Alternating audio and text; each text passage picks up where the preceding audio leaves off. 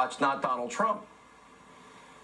Yeah, Sean, look, I think I warned them not just in 2014, but very specifically in 2016, where I called it the largest intelligence failure since 9/11, our failure to understand Putin's plans and intentions. And remember, by that time, we had seen the Russians actively involved in many elections around the globe. So they were actively trying to interfere in elections in Eastern Europe and some of the former Soviet states.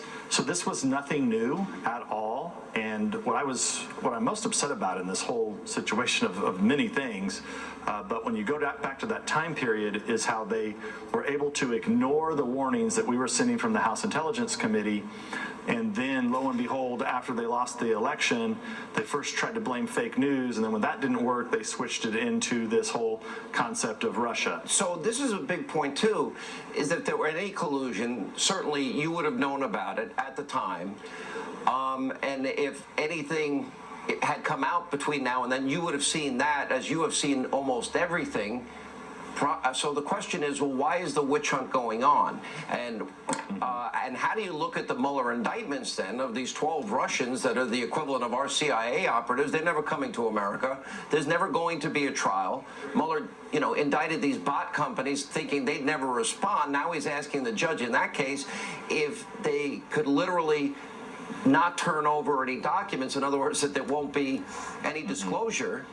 And remember, so it's not just about the warnings that I gave in 2014, 15, and 16. It is also a fact that a year and a half ago, the House Intelligence Committee had more than what's in the Mueller indictment of the 12 Russian officers. Okay, so we had more information than that. Now, and we put it in our report in March. It was in our report that was made public in April. It's heavily redacted, remember, by the Department of Justice and FBI.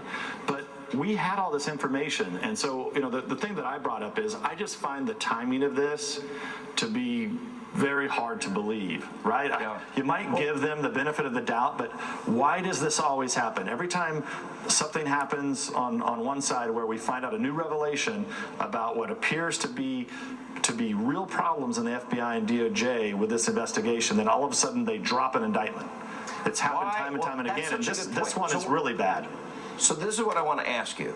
Do you think they're trying to literally, as you said, that you believe the FBI and DOJ, they're obstructing in terms of doing what your authority constitutionally is oversight, and they have been obstructing the entire way.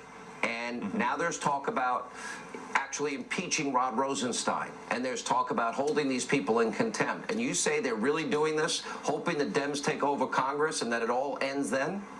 It's the oldest trick in the book. So many of the bureaucracies here in Washington know how to wait out Congress. They know to try to plan meetings on a Friday when they know there's not votes, or on a Monday when there's not votes. That's the time that they want to give things. They wait. They know that Congress is going to adjourn next week, and so the more that they delay for no reason, we're waiting on many documents, as you know. We're getting very slow, snail-paced cooperation that is clearly designed to wait until next week when Congress adjourns. Now, I have news for them.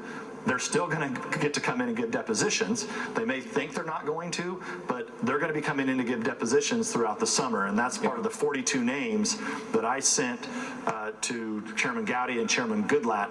So I have every expectation that there will be many opportunities for these 42 individuals to come to Congress, even though they have tried to wait us out. And I think they'd love to see Republicans lose. And I say that, I hate to say that, but I have to believe the Department of Justice and FBI, the people at the leadership, they are banking on a loss by the Republicans in the fall, which is why people have to understand how important it's going to be to get out and vote in this election to ensure that the members of Congress are returned that are actively involved to ensure, because if the Democrats get control, they're going to drop all of this investigation. They're not going to do anything on this investigation. They'll cover up the biggest. This was about literally trying to steal a presidential election. They'll stop it all. I hope you do hold them in contempt, and if it means impeachment, then that must be done. Otherwise, no congressional subpoena will ever have any teeth to it, ever. It'll be the end of it.